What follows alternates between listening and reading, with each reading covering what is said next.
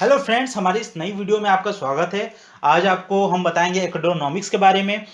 मतलब एक education world हमारा कैसा दिखेगा पैंडेमिक के जस्ट बाद।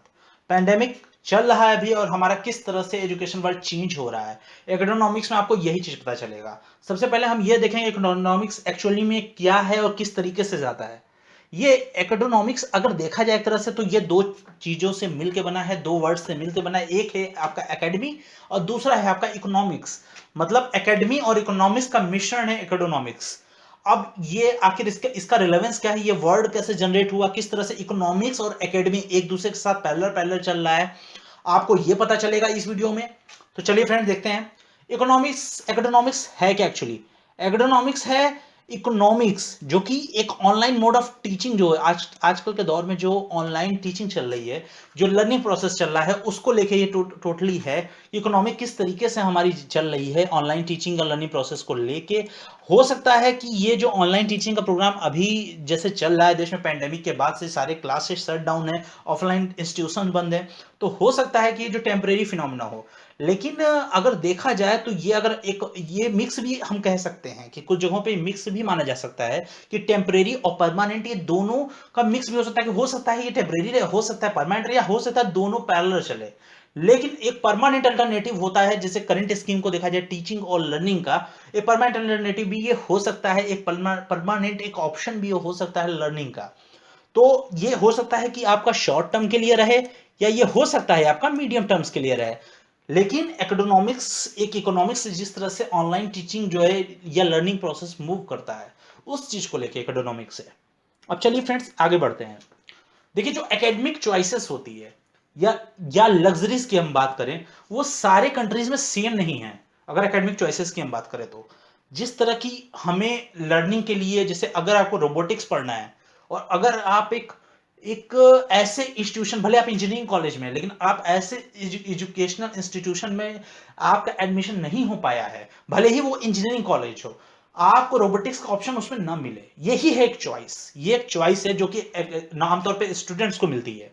ये लग्जरीज भी हम कह सकते हैं जो कि सारे कंट्रीज में अवेलेबल नहीं है वर्ल्ड के। अगर देखा जाए, फॉर इंस्टेंस देखा जाए तो अगर एग्जाम्पल के तौर पे हम देखें तो अगर हम बात करें यूनाइटेड स्टेट्स ऑफ अमेरिका की, जिसे कहा जाता है Mecca of higher education. Why this is called the Mecca of higher education? It's called Mecca of higher education just because of the availability of courses and the choices in the hand of students of that country है। वहां के students के पास जो choices होती है academic की choice करने की, उसको लेके यहाँ पे मक्का ऑफ हायर एजुकेशन को कहा जाता है। तो यहाँ के जो प्राइवेट और यहाँ के जो स्टेट सब्सिडाइज्ड यूनिवर्सिटीज होती हैं, उसमें जो वहाँ का इंडोमेंट है, इंडोमेंट जो वहाँ पे उनकी जो लाइबिलिटी चलती है, इनहेरिटेड जो वहाँ पे चली आ रही है, चीजें शुरू से चली आ रही हैं, जो मतलब जैसे इनहेरिटेड मतलब जैसे पूर्वजों ने कुछ किसी को कुछ दिया, फिर वो आपने अपने अपने से आने वाली पीढ़ी को दिया, तो उस तरीके से ये एक कर्ज की तरह आगे बढ़ रहा है। और ये कर्ज देता है, या कर्ज भी नहीं कहेंगे, एक तरह से ये कई बार चैरिटी के फॉर्म में भी होता है, कई बार ये लोग अपनी शिक्षा से भी देते हैं, कई बार ये एक कर्ज के रूप में भी आ जाता है। तो वो सारी एकेडमिक एक्टिविटीज के लिए अगर देखा जाए तो ये काफी इसको यूज किया जा सकता है एकेडमिक एक्टिविटीज को देखा जाए। और फेलोशिप्स के लिए, या ये ज्यादातर दिया जाता है आपका फेलोशिप्स के लिए, जो फेलोशिप वहाँ प्रोग्राम चलते हैं, जैसे इंडिया में पीएचडी प्रोग्राम्स वगैरह चलते हैं, उसके लिए, किसी चीज के रिसर्च करने के लिए, या ट्यूशन फीस पे सब्सिडी दी जाती है। जैसे कि आप अगर फीस स्ट्रक्चर अपना देखें तो उसमें ढेर सारी फीस होती है, tuition fee, hostel fee, mess fee, उस तरीके से ट्यूशन फीस पे इसका ज्यादातर फोकस रहता है। अब चलिए आगे बढ़ते हैं, हार्वर्ड यूनिवर्सिटी की बात करते हैं। हार्वर्ड यूनिवर्सिटी की अगर हम बात करें तो यहाँ पे जो उसका एंडोमेंट है हार्वर्ड यूनिवर्सिटी का, किसी ने सोचा भी नहीं होगा। $40 बिलियन है, $40 बिलियन।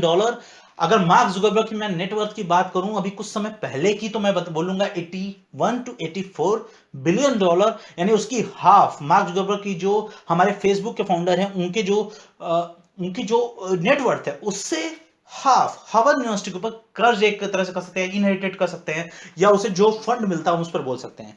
टॉप 10 यूनिवर्सिटीज की अगर हम बात करें अमेरिका की, तो हम वहां पे देखेंगे 10 से $40 बिलियन का वहां पे इंडोमेंट ऑलरेडी है। ऑलरेडी वहां पे 10 to 40 बिलियन डॉलर का इंडोमेंट ऑलरेडी वहां है। अगर इसके कॉन्ट्रास्ट में अगर हम देखें तो जितने भी non for profit private academic institutions हैं इंडिया में, उनमें ऐसा कोई भी बफर इस तरीके की लग्जरी या ऐसा कोई बफर अवेलेबल नहीं है, ऐसे इंस्टीट्यूशन नहीं है इंडिया में इस तरीके की जहां लग्जरी मिलती हो, जहां पे बड़े बड़े कॉर्पोरेट्स आए, जहां बड़े बड़े एल्यूमिनी आए, जो वहां के टैलेंटेड स्कॉलर हैं वो आए, जो बड़ी बड़ी इंडस्ट्री वहां पे आए और वो खर्चा करे पूरी तरीके से प्राइवेट एकेडमिक इंस्टीट्यूशन पे या कोई भी गवर्नमेंट सब्सिडाइज इंस्टीट्यूशन पे खर्चा करें एक बड़े लेवल पे, एक चैरिटी जिस तरह की मतलब उस लेवल पे थोड़ा बहुत हो सकता है, लेकिन उस लेवल पे खर्चा करें जो हार्वर्ड यूनिवर्सिटी और इंडिया के और अमेरिका के बाकी यूनिवर्सिटी के तौर पे होता है, वो लग्जरी अभी इंडिया के पास नहीं है। तो इसके सर्वाइवल के लिए ज्यादातर पास्ट जो होता है एनुअल इनकम का होता है, वो चाहे वो ट्यूशन फी हो या असॉर्टमेंट हो, जो भी फी वो कलेक्टेड करते हैं उससे वो यूज करते हैं अपने इंफ्रास्ट्रक्चर को बिल्ड करने के लिए, या फिर वो उसको यूज करते हैं अपनी एनुअल इनकम के हिसाब से उसको इंक्रीज करने के लिए, इसको काफी बड़े स्तर पर यूज करते हैं। अब नेक्स्ट की हम बात करते हैं 6 महीने, 6 months, 6 months are more than enough, we are already into the pandemic, हम ऑलरेडी पैंडेमिक में हैं और यहाँ पे बहुत ज्यादा लॉस ऑफ लाइफ हो चुका है ऑलरेडी। अगर मैं अभी बात करूं तो लॉस ऑफ लाइफ यहाँ पे हो चुका है, इकोनॉमिक डैमेज हो चुका है पूरे वर्ल्ड का। अगर हम बात करें यूएसए की, तो यूएसए में आपके जो यूएसए की जीडीपी है वो डाउन हुई है 8 to 9%, अगर देखा जाए तो 8 to 9% की डैमेज हुआ है। इंडिया में बात करें तो अगर इंडिया की हम बात करते हैं तो इंडिया में यही जो डैमेज है ये तकरीबन है 23.9%। ये इंडिया का डैमेज है अगर देखा जाए तो इंडिया में। तो ये that is called a negative growth, ये एक नेगेटिव ग्रोथ है। तो ये पूरी तरह से पेंडेमिक की वजह से हुआ है और कई ऐसे इसी इसकी वजह से जो इंप्रेशन होता है एजुकेशन पे उसका बहुत ही निगेटिव पड़ा है और ये लगता है कि बहुत ही लंबे समय तक रह सकता है। अगर बड़े पर्सपेक्टिव की हम बात करें, लार्जर पर्सपेक्टिव की हम बात करें, बड़े लेवल पे अगर हम बात करें तो हम कह सकते हैं कि जितने भी एजुकेशनल इंस्टीट्यूशन हैं वो अपने डोर को शट कर रहे हैं, बंद कर रहे हैं अपने डोर को कंप्लीटली कंप्लीटली पूरी तरीके से, या फिर वो अनप्रेसिडेंटेड स्टेप ले रहे हैं जैसे टेम्पररी वो बंद कर रहे हैं उस चीज को और बाद में हो सकता है वो उसे ओपन कर दें। और ये जिससे कि ये इफेक्ट कर रहा है किस पे, उनके जॉब्स पे, उनके लाइवलीहुड्स पे, उनकी जो जीविकोपार्जन, उनके जो जीने का के लिए जो लोग पैसे कमाते हैं उसको पे जो खर्चा होता है उस पर काफी खर्चा हो चुका है, वो काफी हद तक इफेक्ट हो रहा है इससे। अब चलते हैं प्राइवेट एजुकेशन की तरफ। Private education, what is the impact of pandemic on private education? We are talking about the private education and private education की बात करें तो इंडिया में यहाँ का स्टेटस क्यू अगर देखा जाए, status Q, what is status Q? Status Q is the existing state of affair, existing जो एग्जिस्ट कर रहा है, जो आज भी मौजूद है। स्टेट, स्टेट यानी कि जो आसपास की चीजें चल रही हैं, ऑफ अफेयर, अफेयर जो चीजें हो रही हैं, स्टेट जो अभी का समय है, जैसे स्टेट एक अवस्था, तो वो एग्जिस्टिंग स्टेट ऑफ अफेयर जो अभी चल रही है, अभी प्रेजेंट की बात यहां हो रही है प्राइवेट एजुकेशन में, अभी रिसेंटली की बात हो रही है यहां प्रेजेंट प्राइवेट एजुकेशन की। अगर उसके हिसाब से देखा जाए तो उसका जो फिक्स कॉस्ट है वो तो सेम है। What is the fixed cost here? The fixed cost is the cost of electricity, water, difference of salaries, salaries in terms of the teachers, teachers के लिए सैलरी की बात हो रही है, वाटर, इलेक्ट्रिसिटी, उसके इंफ्रास्ट्रक्चर के लिए बात हो रही है, जो कि प्राइवेट एजुकेशन पूरी तरीके से बियर करता है। वहां के मालिक, उनके जो ओनर होते हैं या वहां के जो प्रेसिडेंट, वहां की कमेटीज होती हैं वो उसको हैंडल करती हैं प्राइवेट एजुकेशन। वो तो सेम है, वो फिक्स कॉस्ट है इंडिया में अगर देखा जाए तो। लेकिन जो अभी ज्यादातर इंडिया का पार्ट है जहां पे फिक्स्ड और ऑपरेशनल कॉस्ट को देखा जाए वो भी पूरी तरीके से सेम है, और इंफ्रास्ट्रक्चर जो कि एक बार बन गया है उसे छोटा नहीं किया जा सकता।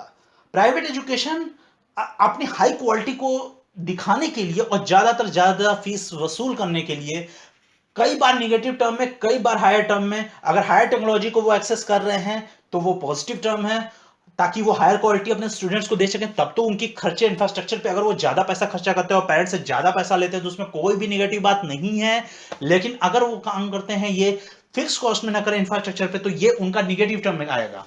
तो निगेटिव टर्मोलॉजी की अगर हम बात करें तो ऑपरेशनल कॉस्ट उनका लगभग सेम होता है, इंफ्रास्ट्रक्चर उनका शंख हो रहा है, वो कभी बंद नहीं, वो नीचे नहीं आएगा क्योंकि वो अपनी क्वालिटीज को सब कॉम्प्रोमाइज नहीं करेंगे, वो ऑलरेडी उनका खर्चा कर चुके, जो इंफ्रास्ट्रक्चर उसको जाएगा ही। अगर उन्होंने एक बड़ा गार्डन बनाया हुआ है तो उस पर तो जो उनको गार्डनर को देना है वो तो जाएगा ही उनका।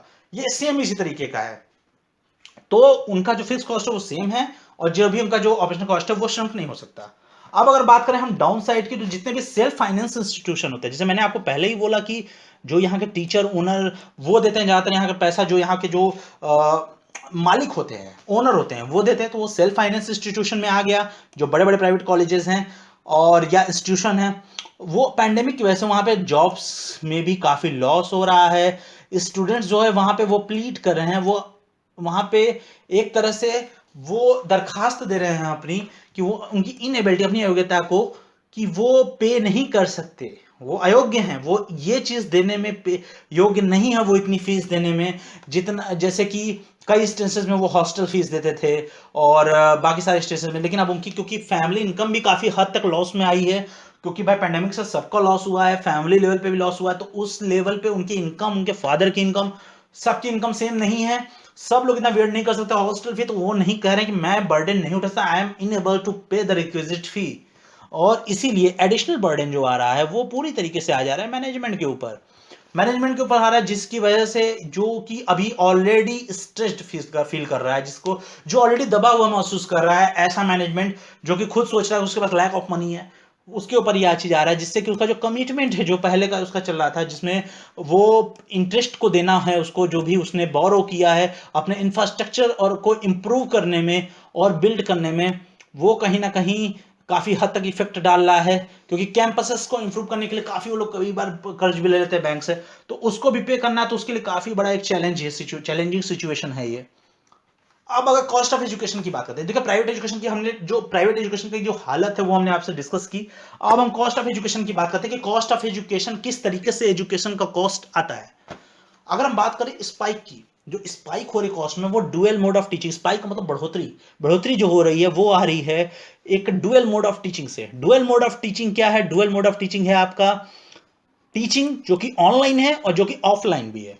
यानी जो लर्निंग प्रोसेस है कॉस्ट का डुअल मोड का इसलिए कह रहे हैं क्योंकि ऑनलाइन और ऑफलाइन दोनों उसमें है, और वो कम से कम कुछ सालों तक तो रहने वाला है। क्योंकि देखिए अब जो पहले होता था, कि जो पहले ऑनलाइन टीचिंग में होता था वो ऑफलाइन टीचिंग में अब थोड़ा सा डिफरेंट है, वो वैसा नहीं हो रहा है। तो ऑफलाइन टीचिंग में ऐसा होता है कि जब आप जाते हैं कहीं पढ़ने के लिए, तो आपको पूरा एक इन्वायरमेंट मिलता है, वहाँ स्टूडेंट रहते हैं, फिजिकल चीजें रहती हैं, आप उसे देखते हैं, उसे पढ़ते हैं। लेकिन ऑनलाइन में ऐसा नहीं, डिफरेंट है। लेकिन अब जब स्टूडेंट किसी इंस्टीट्यूशन में जाएगा, भले ही पैंडेमिक खत्म हो जाए, students are expecting more. Now the students are expecting more, they are smart enough, they want more from online and offline. They also want online tablets in the or laptops for studying in the particular institution. तो students को deliver करना पड़ेगा, वो online mode भी deliver करना पड़ेगा, सिर्फ offline से काम नहीं चलेगा। तो कहीं ना कहीं कॉस्ट बढ़ गया एजुकेशन का और टीचिंग का तो पूरी तरीके से एक कॉलेज या इंस्टीट्यूशन का फीस बढ़ा। अब देखिए इससे क्या क्या इफेक्ट पड़ा, हम बताते हैं। फर्स्ट हम बात करें तो देखिए जो ऑपरेशन होता है, ऑपरेशन कॉस्ट होता है वहां का, वो काफी हद तक बढ़ गया है डुअल मोड होने की वजह से, जो कि ऑनलाइन और ऑफलाइन है उसकी वजह से बढ़ गया है। ये काफी एक्सपेंसिव हो गया है क्योंकि डुअल मोड है, एजुकेशनल डिलीवरी करना है उनको डुअल मोड में। तो पहले और अब की बात करें तो सोशल डिस्टेंसिंग नॉर्म वो भी बढ़ चुका है, जिसकी वजह से क्या हो रहा है कि स्मॉलर क्लास साइजेस हो चुके हैं। ये थोड़ा सा मैं समझाता हूं आपको। सोशल डिस्टेंसिंग नॉर्म्स आ चुके हैं, तो पहले अगर मान लीजिए एक सीट पे, एक छोटा सा इंस्टीट्यूशन है उसमें एक सीट पे अगर 5 स्टूडेंट्स बैठ रहे हैं, तो अगर आज की डेट में हम उसको देखेंगे तो वो 5 स्टूडेंट्स की जगह वहां पे सिंगल 1 स्टूडेंट ही वहां बैठेगा, एक स्टूडेंट वहां बैठेगा। और वो स्टूडेंट जो है बाकी 4 की सैलरी लोग एक्सपेक्ट करेंगे, कि 4 की जो फीस होती है वो एक्सपेक्ट किया जाएगा उससे। क्योंकि देखिए जो पहले होता था कि वहां पे 4 मतलब 5 लोग बैठ रहे हैं एक सीट पे, अब वो वहां पे सिर्फ एक बच्चा बैठ रहा है, तो निश्चित है कि वो चाहेंगे कि उनको 80% का लॉस हो रहा है सीधा सीधा, और वो 20% में से एटलीस्ट 100 या 200% बढ़ा के कुछ तो रिकवरी करने की कोशिश करेंगे। बिकॉज जहां पे 5 लोगों से वो अगर 20-20 रुपए लेके उनके पास 100 रुपए होते थे, तो आज वो 20 रुपए सिर्फ एक लड़के से उनको मिल रहा है, तो क्लास के साइज को भी उन्हें कम करना पड़ेगा, जिससे टीचिंग कॉस्ट बढ़ जाएगी। और जो पहले होता था कि ढेर सारे बच्चों को एक क्लास में ठूस दिया, खासतौर पे इंडिया में काफी फेमस है ये, प्राइवेट एजुकेशन हुआ चाहे आपका गवर्नमेंट एजुकेशन हुआ, वहां पे काफी हद तक ये देखा जाता है। तो ये क्लास साइज भी काफी हुआ था, इसकी वजह से उनका कॉस्ट ऑलरेडी बढ़ गया है, टीचिंग लोड बढ़ गया है, इफेक्टिव टीचिंग लोड, और जो एफर्ट होता है उनका वो भी बढ़ गया है। दूसरे पॉइंट्स की अगर हम बात करें जो सबसे इंपॉर्टेंट है वो है आपका ऑनलाइन टीचिंग मोड जो होता है, उससे क्या होता है आईटी इंफ्रास्ट्रक्चर का, जैसे मैंने पहले भी बताया था, आईटी इंफ्रास्ट्रक्चर का बढ़ चुका है रेट। क्योंकि वो लोड बढ़ा, कॉस्ट बढ़ा, क्योंकि नेटवर्क बैंडविड्थ अब उनको ज़्यादा चाहिए पहले से। अब उनको एक नए नए सॉफ्टवेयर की ज़रूरत है, सर्वर चाहिए, क्लाउड रिसोर्सेज चाहिए जिस जहां वो अपने बड़े डेटा को स्टोर कर सके, और सॉफ्टवेयर लाइसेंसिंग फीस भी उनको देना पड़ेगा, जो पहले शायद नॉर्मली वो कहीं ऑनलाइन दिए कहीं नहीं दिए चल गया, अब नहीं चलेगा। तो आईटी इंफ्रास्ट्रक्चर का कॉस्ट बढ़ा, ये सारे नुकसान है। थर्ड अगर हम बात करें तो ऑनलाइन टीचिंग का मतलब क्या होता है, नया हायरिंग करना, नए लोगों को हायर करना आईटी सेक्टर से, जिससे कि कॉस्ट बढ़ जाता है एंगेजमेंट का। और जो massive online open online courses चलते थे जो पहले लिमिटेड लेवल पे होते थे, तो उसके लिए इतना ध्यान नहीं देना चाहता था, अब डिपेंडेंसी आ गई है मूक्स पे। मूक्स का नाम आप लोगों ने सुना होगा, नहीं सुना होगा, कमेंट सेक्शन में हमें बताइएगा मूक्स का नाम आपने सुना है कि नहीं सुना है। सुना है तो क्या सुना, क्या क्या जानते हैं, कमेंट बॉक्स में बताइए मूक्स के बारे में हमें। और अगर नहीं जानते आप इस पर वीडियो चाहते हैं तो वो भी हम आपको बना के दे सकते हैं कि क्या होता है massive open online courses, what is the massive online open courses we are talking about here, the MOOCs. You can comment in the comment box about the MOOCs, what you know about the MOOCs. अब now we are taking to the online platform. This is the other online platform, जो चाहे MOOCs भी एक online platform है and बाकी जो online platform है हम उसकी बात कर रहे हैं। अब चलते थोड़ा आगे, चौथे पॉइंट पे चलते हैं। तो ऑनलाइन टीचिंग जो है उसका मतलब क्या है, ऑनलाइन टीचिंग का मतलब है कि मल्टीपल स्टूडियो क्रिएट करना, ढेर सारे स्टूडियो को क्रिएट करना पड़ेगा, ढेर सारे वीडियोस के लिए ढेर सारे टीचर्स हैं, सेम टाइम पे अगर हमको क्लास रहे तो सिंगल स्टूडियो से हमारा काम नहीं चलेगा, हमें चाहिए ढेर सारे स्टूडियो। जैसे पहले ढेर सारे क्लासरूम चाहिए था, ढेर सारे स्टूडियो चाहिए, एजुकेशनल टेक्नोलॉजी सेंटर्स चाहिए हमें, उसे टेक्नोलॉजिकल रूप में एजुकेशन को पूरा कन्वर्ट करना पड़ेगा। और जिस हाई टेक्नोलॉजी, इससे क्या होगा, इन्वेस्टमेंट हमें करना पड़ेगा हाई टेक्नोलॉजी पे, तो हमारा खर्चा बढ़ गया।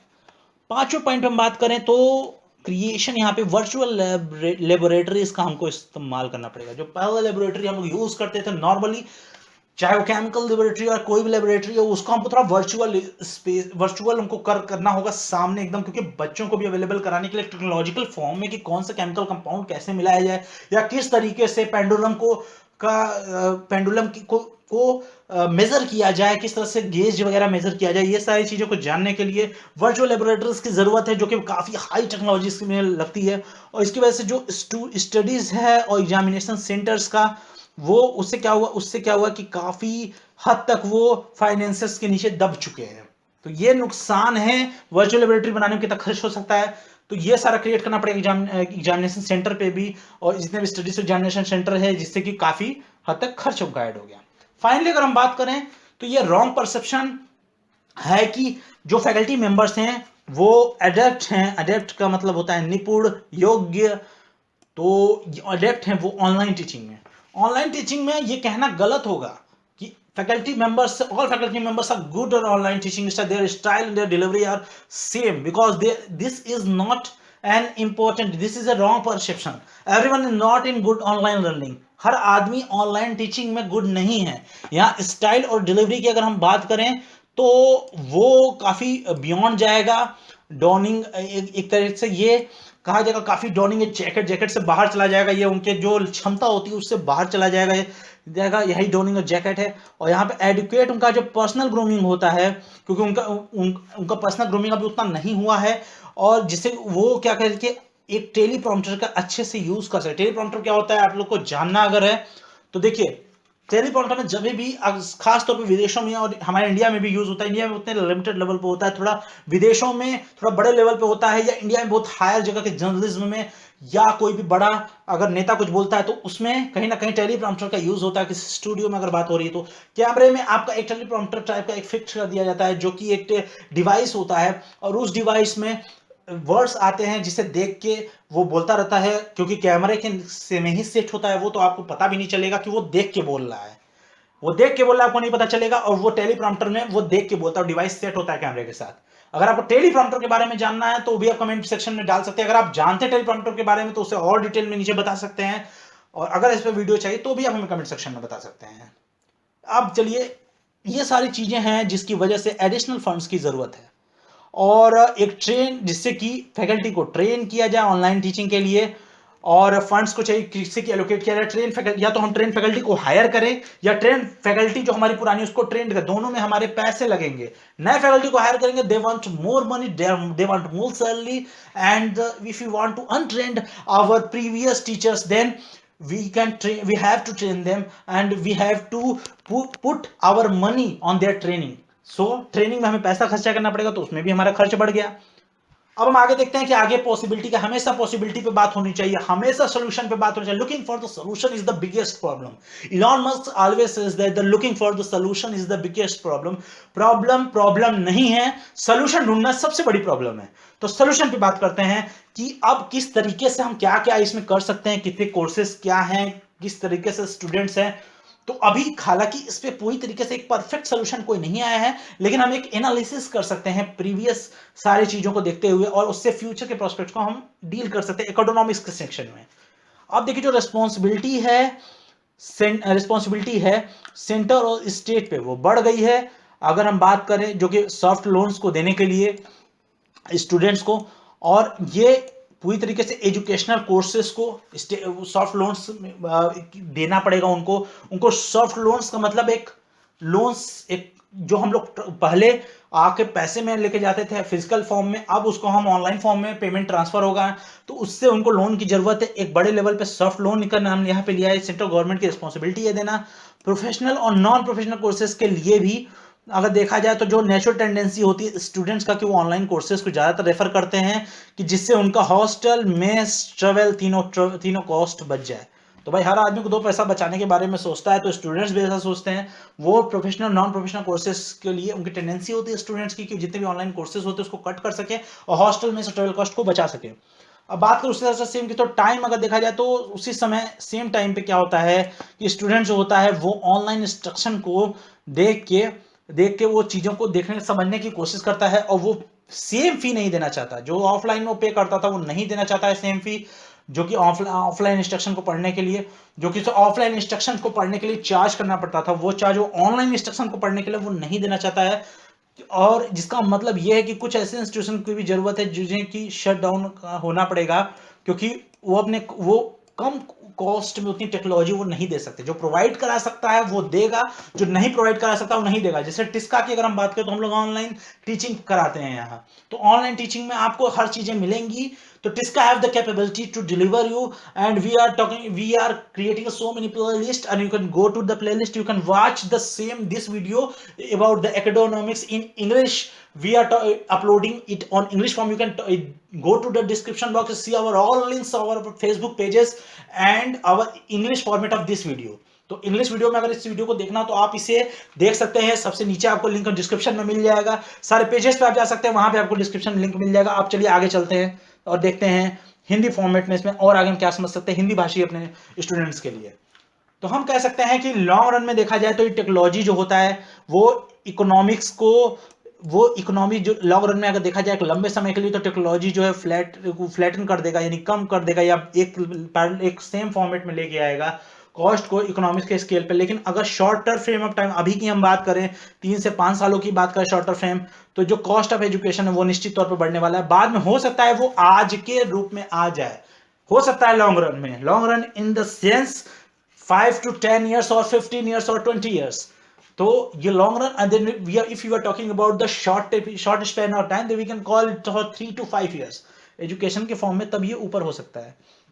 अब अगर ये कहना अभी थोड़ा ज़्यादा हो जाएगा कि इंडिया में जो एजुकेशन और फाइनेंशियल मॉडल है वो एजुकेशन का, इंडिया की अगर बात करें तो उसमें जो है फाइनेंशियल मॉडल्स जो है वो इन्वर्टेड होंगे, और वो अपोज किया जाएगा कई लोगों के द्वारा, कि जो फाइनेंशियल मॉडल एजुकेशन और फाइनेंशियल मॉडल वो हो रहा है वो इन्वर्ट किया जाएगा, अपोज किया जाएगा कई लोगों के द्वारा।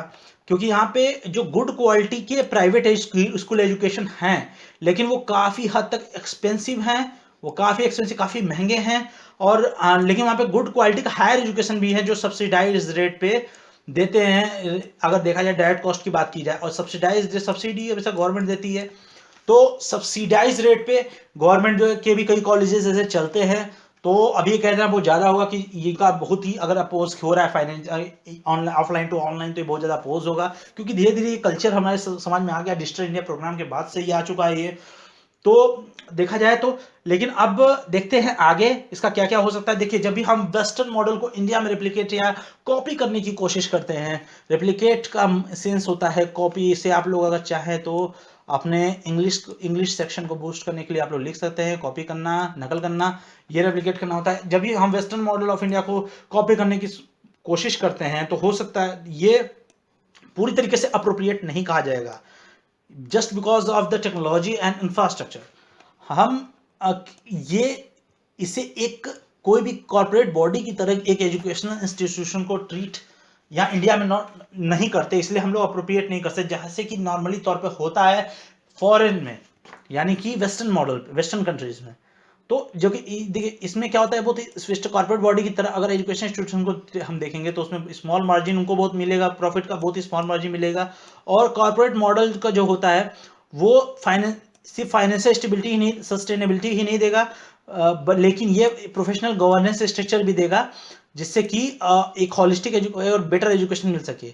मतलब ये कहा जा सकता है कि अभी जब भी हम लोग वेस्टर्न मॉडल में, इंडिया के जो मॉडल होता है उसको वेस्टर्न मॉडल में कॉपी करने की कोशिश कर सकते हैं। अगर इन सब में हॉल में बोलूँ मैं कि क्या क्या इसका मतलब है, तो ये पूरी तरीके से अप्रोप्रिएट नहीं कहा जाता था कि जितने भी एजुकेशनल इंस्टीट्यूशन कॉर्पोरेट बॉडी की तरह ट्रीट किए जाएं, जो कि बहुत ही स्मॉल मार्जिन ऑफ प्रॉफिट उन्हें मिले। क्योंकि जो कॉर्पोरेट का मॉडल होता है वो सिर्फ फाइनेंशियल स्टेबिलिटी पे ही, सस्टेनेबिलिटी पे ही नहीं रहता है, बल्कि वो होता है प्रोफेशनल गवर्नेंस स्ट्रक्चर के ऊपर, जिससे कि एक बेटर अकाउंटेबिलिटी और होलिस्टिक एजुकेशन मिलता है। तो ये कॉर्पोरेट और एजुकेशन इंस्टीट्यूशन में आपको अंतर समझ में आ गया होगा। अब इकोनॉमिक्स ऑफ द फ्यूचर की अगर हम बात करें तो इकोनॉमिक्स अगर फ्यूचर का जो फ्यूचर है उसके हिसाब से हम बात करें तो ये सिर्फ यही नहीं डिसाइड करता कि फेट क्या होगा, भविष्य क्या होगा, भाग्य क्या होगा एकेडमिक सेक्टर का इंडिया में, बल्कि ये इकोनॉमिक्स सिर्फ भाग्य ही नहीं सके कि कब तक चलेगा, लॉन्ग टर्म चलेगा, मिक्स, परमानेंट, टेम्पोररी, ये सब डिसाइड करने के अलावा भी ये भी डिसाइड करता है क्वालिटी। अगर आप कोई इंस्टीट्यूशन ऑनलाइन ऑफलाइन के साथ ऑनलाइन टीचिंग दे तो उसकी क्वालिटी इंप्रूव होगी, उसकी रैंकिंग इंप्रूव होगी, एडमिशन ज्यादा होंगे, ज्यादा मुनाफा कमाएगा, रिसर्च उसमें ज्यादा आएंगे, इनोवेशन ज्यादा होंगे, इनोवेशन पोटेंशियल वहां का ज्यादा रहेगा, और कलेक्टिव इंपैक्ट बनेगा इसका कंट्री की इकोनॉमी पे, जिससे इकोनॉमी भी बूस्ट होगी, पूरे देश का भला होगा। तो इकोनॉमिक्स का फ्यूचर सिर्फ ये एकेडमिक सेक्टर में ही नहीं देखा जाएगा, लेकिन इसे देखा जाएगा क्वालिटी में, रैंकिंग में, रिसर्च में, इनोवेशन पोटेंशियल में, और कलेक्टिव इंपैक्ट जो हमारे कंट्री की इकोनॉमी पे पड़ेगा वो। तो ये इस वीडियो के बारे में था इकोनॉमिक्स। आपको समझ में आया होगा कि किस तरह से इकोनॉमिक्स का ऑनलाइन टीचिंग प्रोसेस है ये पूरी तरीके से।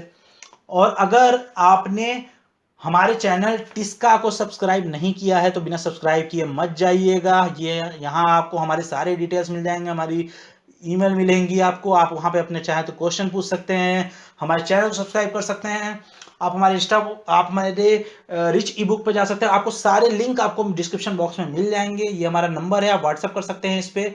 और ये टोटल रिच गाय की एक रिच गाय या रिच ग्रुप की एक सब्सिडरी फॉर्मेट इसका, और ये हमारा एक फेसबुक का लिंक है।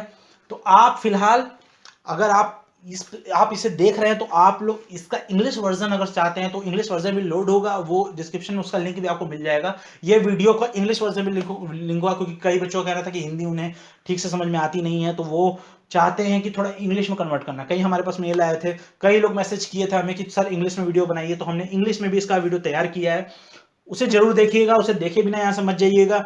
और अभी तक पूरे दिल से इस वीडियो में हमारे साथ अंत तक बने रहने के लिए आपका धन्यवाद। सब्सक्राइब नहीं किया तो याद रखिए सब्सक्राइब किए मत जाइएगा, बिना सब्सक्राइब किए हमारे पेजेस को लाइक नहीं किया है तो बिना लाइक किए मत जाइएगा। डिस्क्रिप्शन में सारा लिंक मिलेगा आपको, डिस्क्रिप्शन में जाया करिए, आप लोग देखा करिए। धन्यवाद।